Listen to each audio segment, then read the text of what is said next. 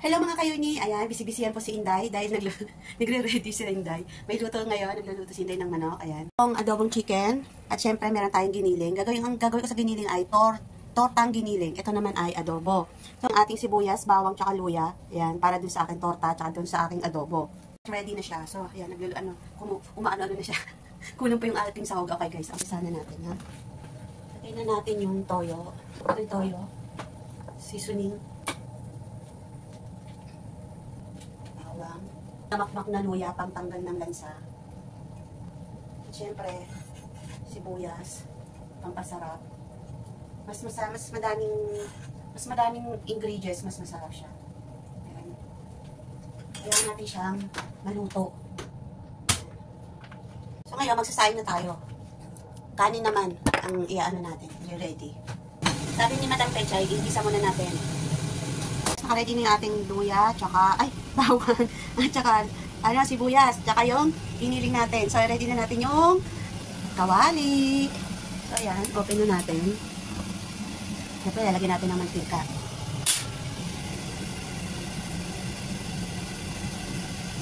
Umihan natin. Kasi mayaman kami sa mantika. Wow. Charot lang yun, guys. Ayan. So, habang ready natin yan, magbati na tayo ng itlog. Magbati tayo ng mga tatlo.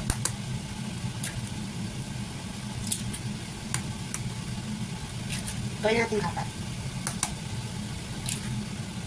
Seasoning.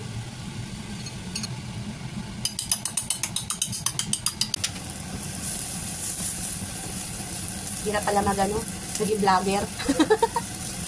Ang hirap magano, may hahawak, hindi mo alam kung anong gagawin mo. Yan, hayaan mo na, ganyan talaga siya. So, ilalagay na natin yung karne. Ganyan natin. Okay, so, ayan na siya. Yan. Then, alam natin na manuto. Lakasan natin yung apoy konti. Yan, takpan natin. Para mag-ano yung tubig. Guys, nagtutubig na siya. Hintayin lang natin na mawala yung tubig. Yan. Sinudurog-durog ko para siya. Yung buo-buo. Ayan siya guys, nag-dry na yung karne. Lagyan natin ng paminta. Medyo okay na siya. Ayan siya guys. Ayan. Guys, lalagyan na natin doon sa log yan.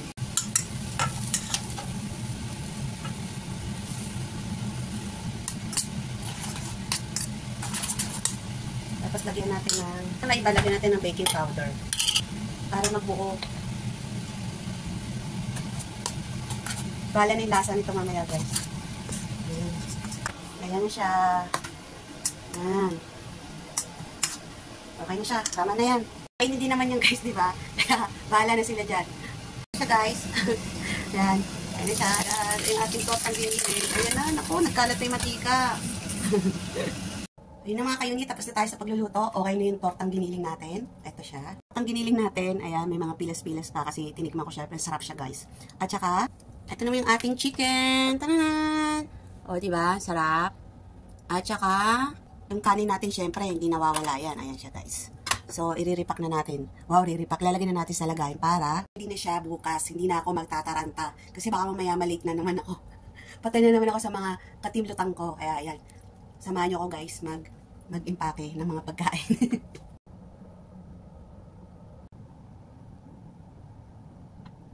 Guys, ang ating chicken. Yan guys, one down. Giniling. Kamay na natin. Nagugas ako guys.